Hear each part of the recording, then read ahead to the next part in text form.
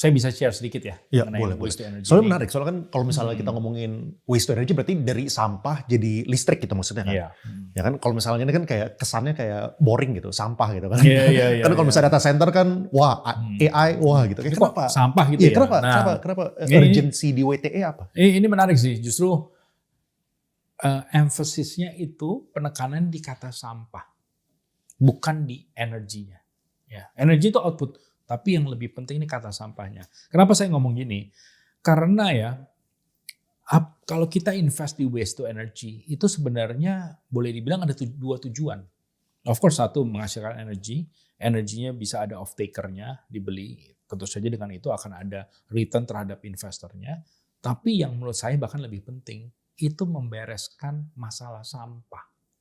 Jadi ini menarik nih, ini investasi yang bagus buat Danantara, karena kan saya tadi sharing, kita kalau berinvestasi kan selalu ada dual mandat nih, mandatnya dua. Impact kepada ekonomi sosial terhadap imbal hasil kan, dan tingkat resiko yang baik. Nah, ini contoh yang bagus nih. Ini dua-duanya ada. Yang satu membersihkan yang sampah, yang satu mudah-mudahan ada imbal hasil dan tingkat resiko yang cukup baik. Masalah sampah.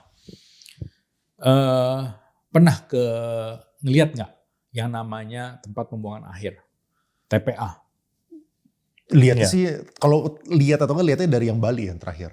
Ya. Soalnya kan kemarin kan sempat banjir kan banyak yang ngomong katanya gara-gara itu salah satu sampah. gara-gara sampah ya. Iya.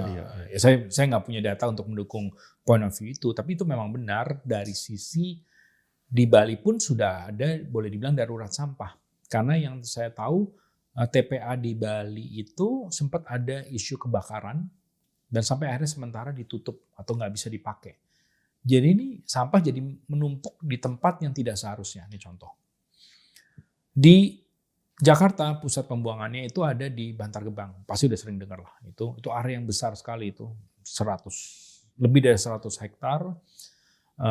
Saya nggak pernah ukur langsung. Cuman kalau dilihat sekilas sih mungkin bisa percaya itu tinggi dari sampahnya itu bisa lebih dari 10 lantai. Mungkin bisa kayak 15 lantai.